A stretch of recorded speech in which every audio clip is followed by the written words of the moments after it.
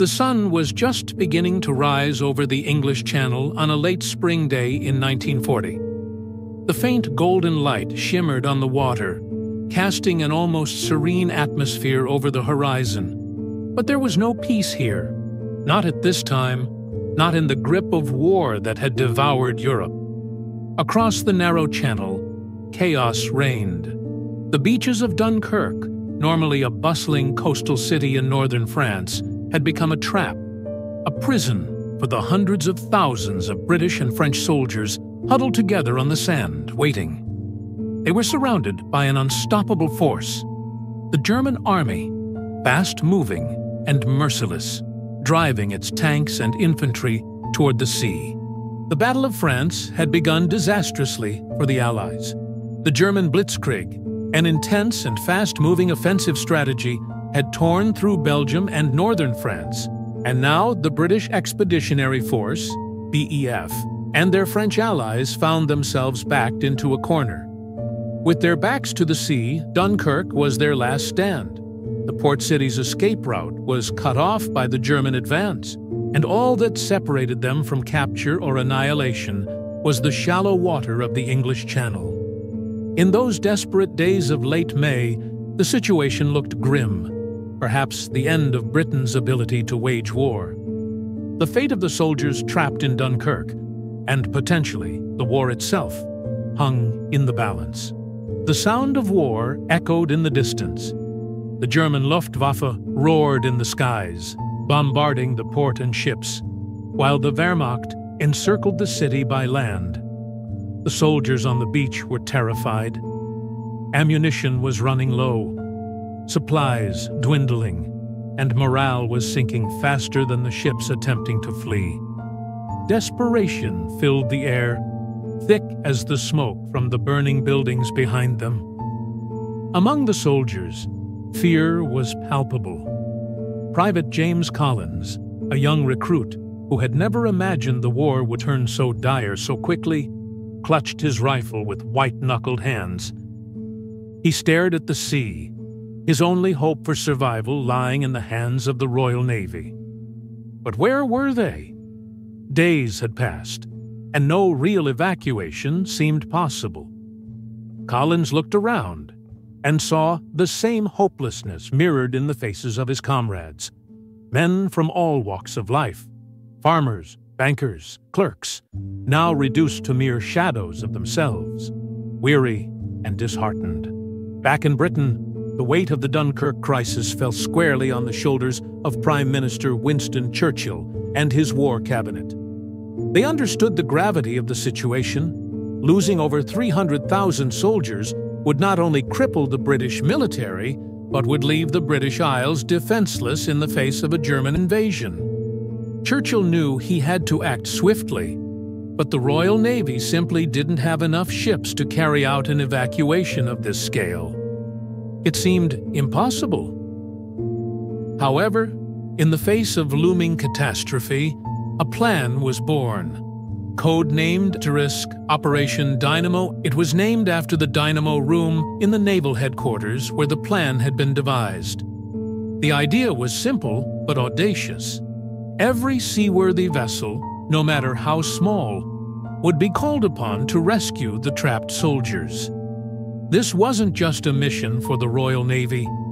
It was a call to arms for fishermen, ferry operators, yacht owners, and anyone with a boat who was willing to brave the perilous waters and German bombers to bring the men home. The word spread across the towns and villages along the southern coast of England.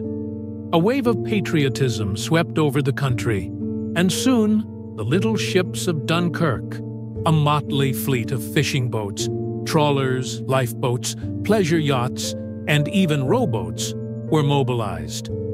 The harbors of Ramsgate, Dover, and Margate swelled with volunteers ready to cross the 26 miles of open water. The flotilla was not made up of seasoned sailors, but ordinary men and women with a shared determination to save their sons, brothers, fathers, and neighbors. Back on the beaches, the soldiers, including young Private Collins, watched as the first ships arrived.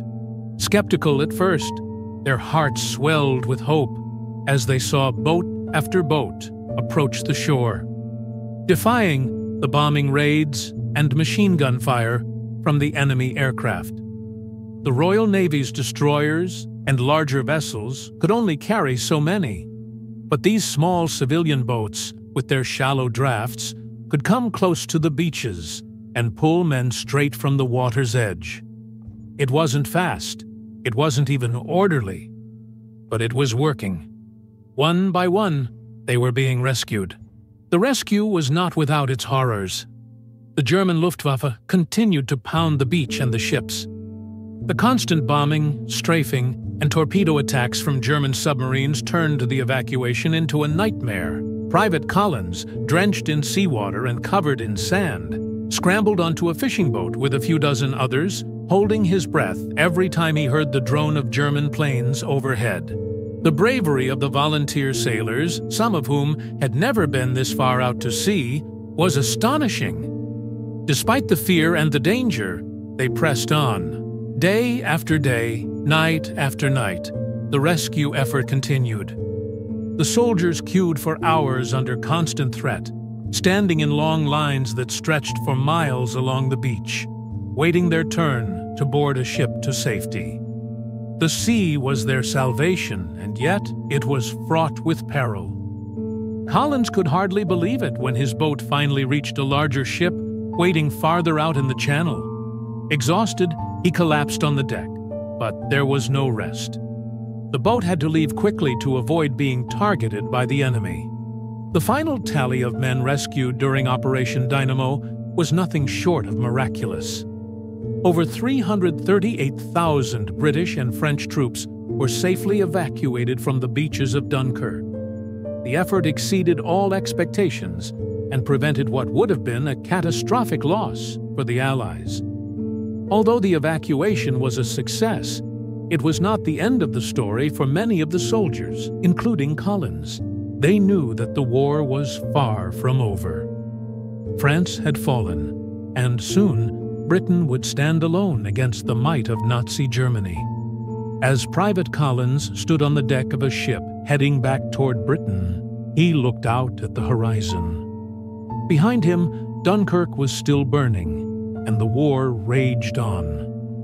Ahead of him, the white cliffs of Dover slowly came into view, a sight that brought him a sense of relief he had never before experienced.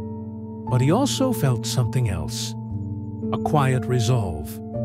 Like so many others who had survived Dunkirk, he knew that they had been given a second chance. The evacuation wasn't a victory in the traditional sense, but it was a triumph of the human spirit, of courage and solidarity in the face of impossible odds. As the boat approached the English shore, Collins whispered to himself a promise: "We'll be back," because he knew that the war was far from over and that the fight for freedom, for the very survival of Britain, had only just begun.